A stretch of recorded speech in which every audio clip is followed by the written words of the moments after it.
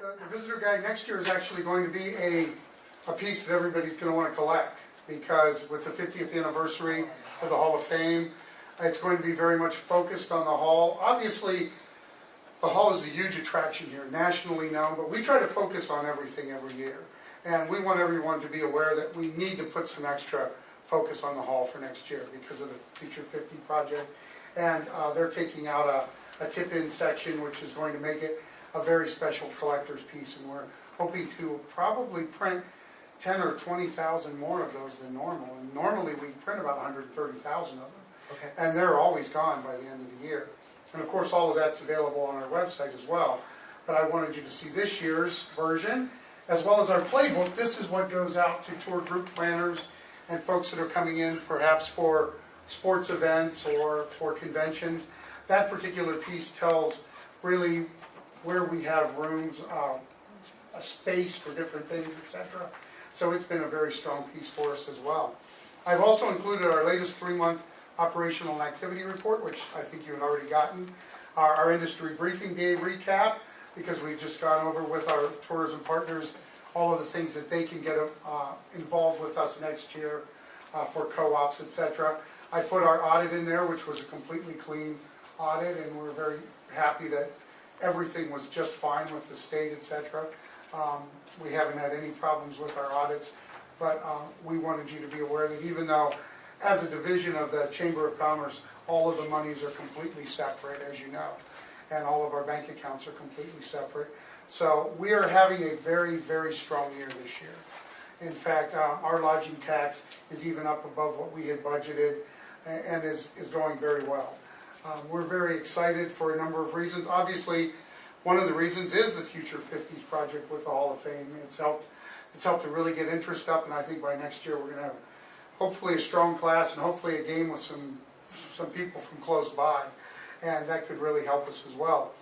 Gervasi Vineyard has been growing like crazy. They're adding on again. So they've got people there staying at their villas all the time, and lodging tax is collected from that as well. The first run of the Canton Marathon was, to most accounts, a huge success. There were a few people in Jackson Belden that weren't real happy with the route, but I think that's being changed for next year to the better. But that was at least $1 million impact from what we've calculated for an economic study. Tell me how you calculate that. Well, we actually had simple like that, yeah. We actually had an outside firm come in, Okay. and they looked at that. We helped to sponsor it because we wanted to get a feel for how many rooms were used, how many people stayed overnight. And a great example of that, in your packets, I put the latest state economic impact study for the region. It has the region, yeah, that's what you're looking at here. It has the region, it has the county, and for the first time ever, now tourism is a $40 billion a year industry in the state of Ohio, and for the first time ever, we broke $1 billion in direct and indirect sales for travel and tourism in Stark County. So that's a number that you can be proud of in the Bureau and all of our partners, because working together, we've gotten a lot of people to come into this area. We're having probably close to 3 million people a year now into the area just for travel and tourism. And of course, the growth of the oil and gas industry has helped us immensely. People like Baker Hughes and Chesapeake are using rooms even in times that would generally be off-peak times for us. So we're seeing in some of the hotels, particularly in Plain Township and Jackson Belden, we're seeing over 90% occupancy in the last few months, which is almost unheard of. So we have actually gotten definitely our fair share of what's been taking place with the oil and gas industry at present. In fact, the Ohio Association of Convention and Visitors Bureaus, the state organization, of which I'm going to be the president next year, they have put together a special subcommittee, which they asked me to chair, just to talk about how oil and gas is affecting tourism, not just in this county, but throughout the state, particularly the eastern part of the state.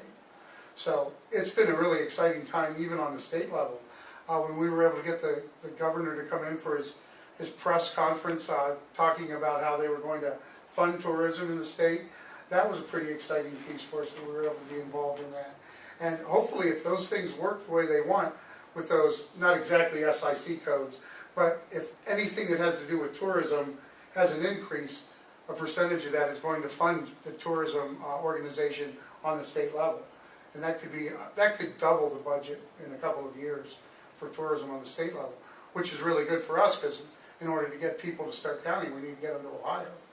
And we have another advantage in that, I don't know if you're aware, but Amir Ilan, who was the head of the State Division of Travel and Tourism, he has become Vice President of Marketing for the new U.S. brand, which is the federal tourism entity that has just been started. And he goes in there as good as telling us that he's going to do everything he can to help Ohio, which is wonderful. Obviously, he can't be partial, but he's going to send people this way, I think, and that's exciting as well. At any time, you can look at any of the innumerable events, all the events that we have taking place on our brand new website. It's visitcantonstart.com. And if you can't remember that URL, we also have stuffgoingon.com. So if you're out and about and want to get to our website, it's Stuff Going On. And I'm very proud of our staff, both the full-time people we have working at the Millennium Center, plus the ladies that work at the Tourist Information Center, which is right next to the Pro Football Hall of Fame entrance. And we also run the Visitor Information Center at the airport. And we run that in conjunction with the airport and the folks from Summit. And I'm very proud of those folks, very proud of our board of directors. They're listed in the annual report. How many full and part-time people do you have working? Altogether, we have six full-time, but we have about 14 people altogether.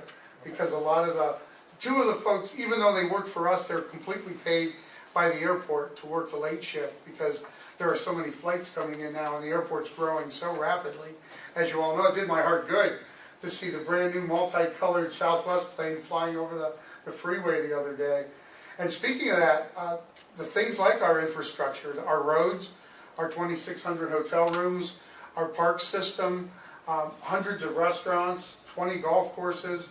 I mean, it looks to me like we could have an even much better 2013 than we've had 2012. So I'm very excited about our prospects and for everything taking place. And the thing that really does my heart good is knowing how well our partners work with us. Everyone from the folks at the Canton Plastic Car Museum to the folks at the Maps Air Museum, and even people across our borders want to work with us because they know if we can get them in one of our packages that they're going to get visited and that they're going to bring money to the area. So we're very excited that we're part of this billion-dollar Stark County industry. And I'd be happy to answer any questions for you. I don't want to take a lot of your time, but I think I've given you a pretty good idea of what we're trying to do, and it's been very successful at present. And that's in great part thanks to all the support I've gotten from you folks. I don't know if Tom knows this or not, but they're very instrumental too in bringing the Ohio High School Athletic Association, swimming right? and football and those sports to Stark County. But that's not something that's easily done.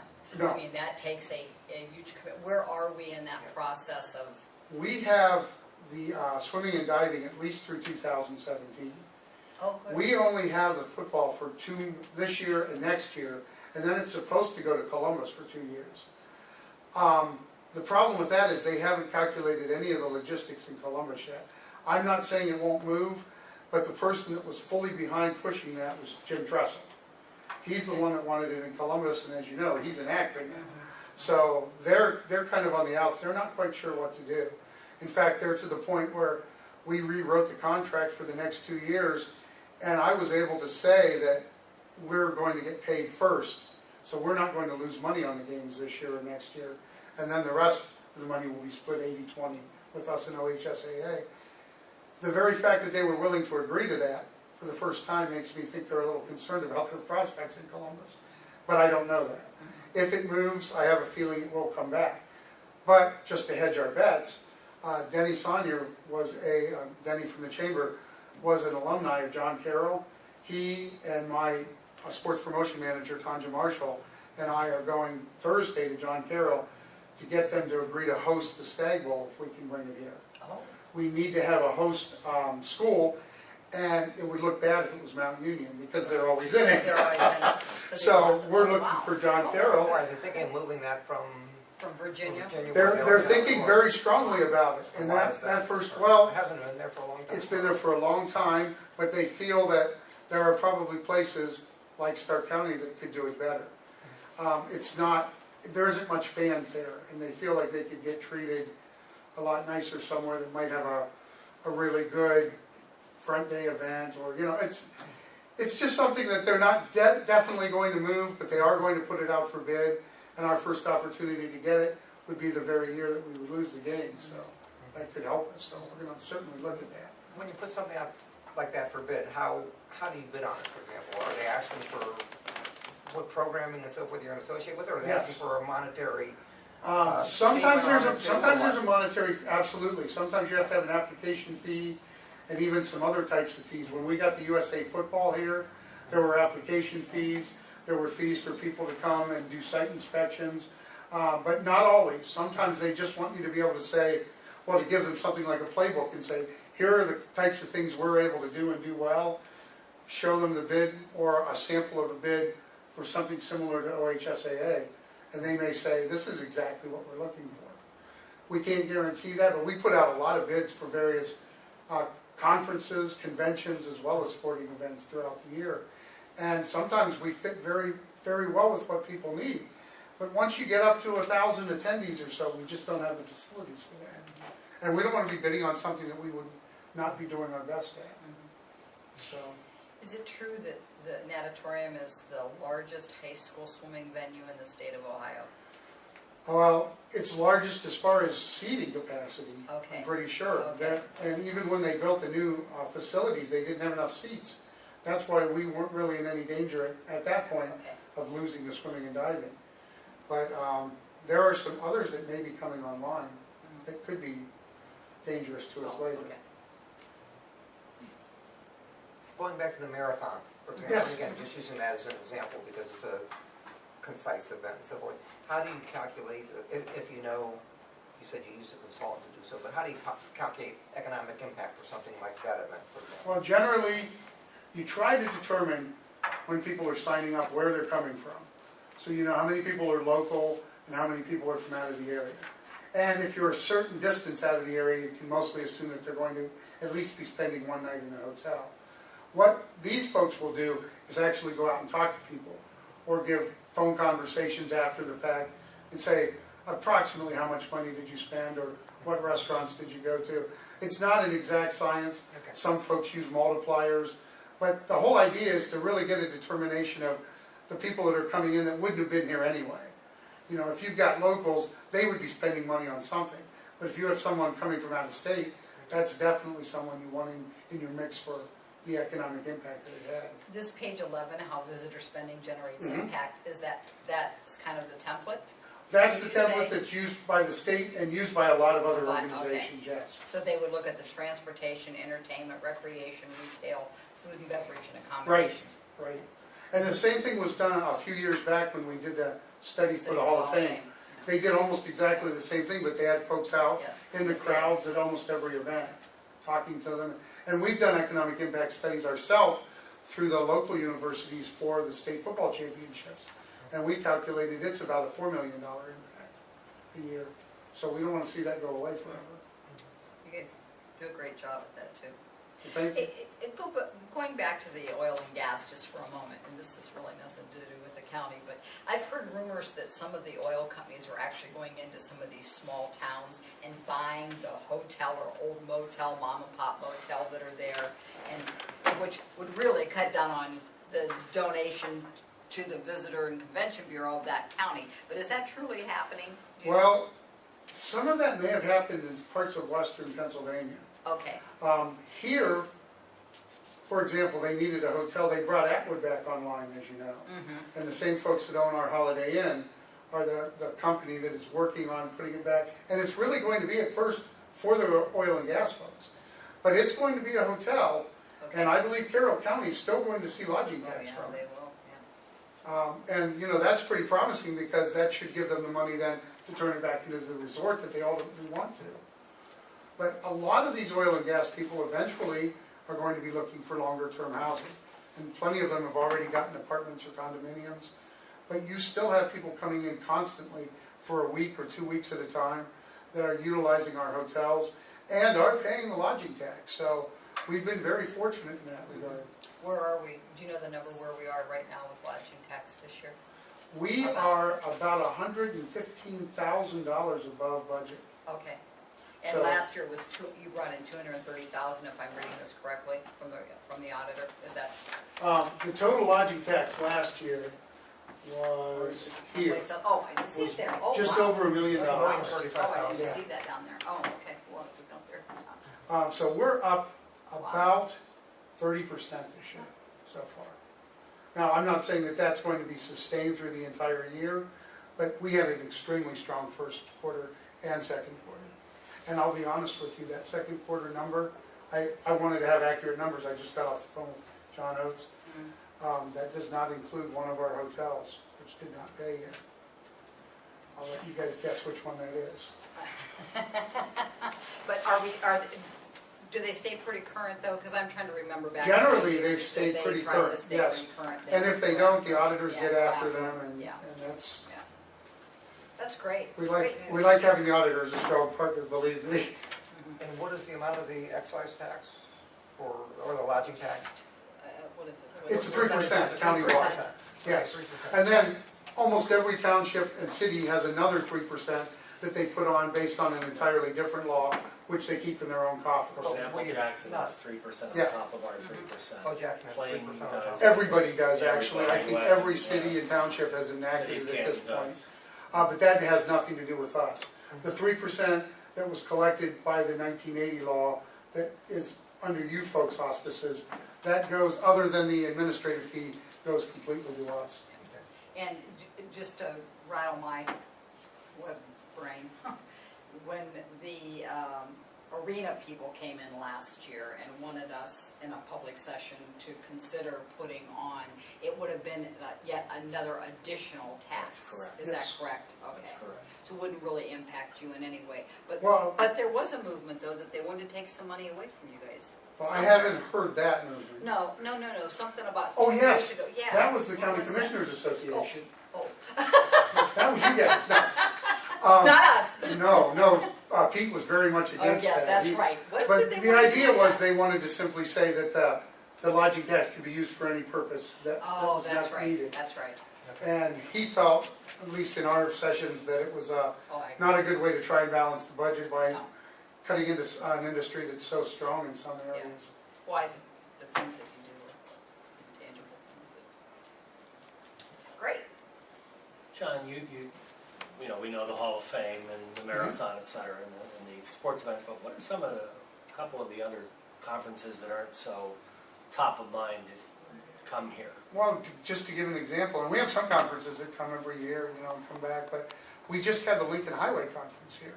And there were a couple hundred people here from, all over the place, and they spent a heck of a week. They were going out on tours everywhere, and they had a movie at the Palace, and so they utilized a lot of different things, and they were there the same time some other event was there. But, just looking through the information of the people that come, there's just about every single thing that you can think of, anything that you can be entertained by, or anything that people collect, there's some kind of organization for it. And, we find that out from looking for them. So we have people coming from things that are as widely spaced as sports, or people that collect salt and pepper shakers, for example. Some of these are very small conferences. We have a very large film festival coming up here shortly at the Palace, but then there's another one that takes place in the fall over in Massillon, and people come from all over the state for that, the cinephiles. We have events for car lovers. We have events for other types of travelers that are looking to come to places like the Maps Air Museum, or to take a ride on the Cuyahoga Valley Scenic Railroad. But I could go home and I could get you a list back at the office of all of the different, conferences and events that we've had. My conference sales manager just came back. She was in New Orleans this weekend. And she said the conference she was at there is now going to be split into two pieces because so much of it has become sports oriented. So I may have to send 2 people to it next year because there are so many people looking to do things with sports as well as with conferences and conventions.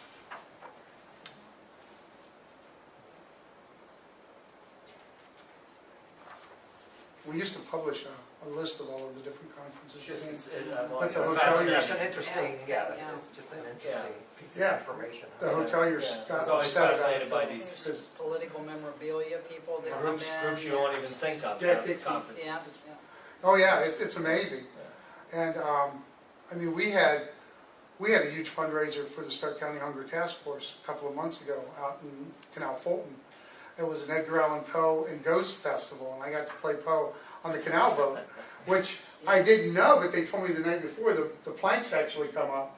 So we could actually bury the body from the Telltale Heart under the planks. But we raised 9,000 pounds of food for the Stark County Hunger Task Force from that. And they have all kinds of strange stuff out in Canal Fulton that goes on, different events. And, but I would be happy to get you a list of some of the different. I just Categories. yeah, it just doesn't all happen in downtown Canton. No, I think that's that's what's correct. so important to note is that there are so many outlying, the outlying area, the outliers, as I call them, that Right? Give us a little portion of your Edgar Allan Poe. Oh, I can do whatever you want. he's an I actor. love Poe. He's my favorite. He's my absolute favorite. Larry Pentecost wants me to do him at the Glendale Cemetery in the old chapel for some folks. So I said, I'll do Telltale Heart, or Mask of the Red Death, or the Cask of Amontillado, and the Raven. I love them all. It's really fun. And he coined over 1,700 words in the English language. You don't think of that kind of stuff, but he was back in the 1830s, and a lot of the words that we don't think of today, like promiscuity, and pants. They were always trousers or pantaloons before that, but now we call them pants. You can thank Mr. Poe for that. Once upon a midnight dreary. Isn't that Poe? That's Poe. All I wondered we could wear. I'll give you a good one. I'll give you a real short one. Okay. This he actually used to pay a bar tab, and it was on the bar in Lowell, Massachusetts Tavern until the 1920s, and it came up missing. But it goes, filled with mingled cream and amber, I shall raise this glass again. Such hilarious visions clamber through the chambers of my brain. Quaintest thoughts and queerest fancies come to life and fade away. What care I how time advances? I am drinking ale today. I think that's Tom Brimby's motto too. Well, I changed it to root beer. We had the big root beer toast up along the... I'm kidding. Do you like ale? I like beer myself. So. Yeah, I think she was just referring to the general category. Yes, I just love to pick on him. I got the first thing today, so. Well, thank you. Thank you very much. This is always a fun thing to talk about, isn't it? This is a good thing to talk Yeah. about. It's nice to have a job where the object is to bring people in and make sure they have a Oh, good time.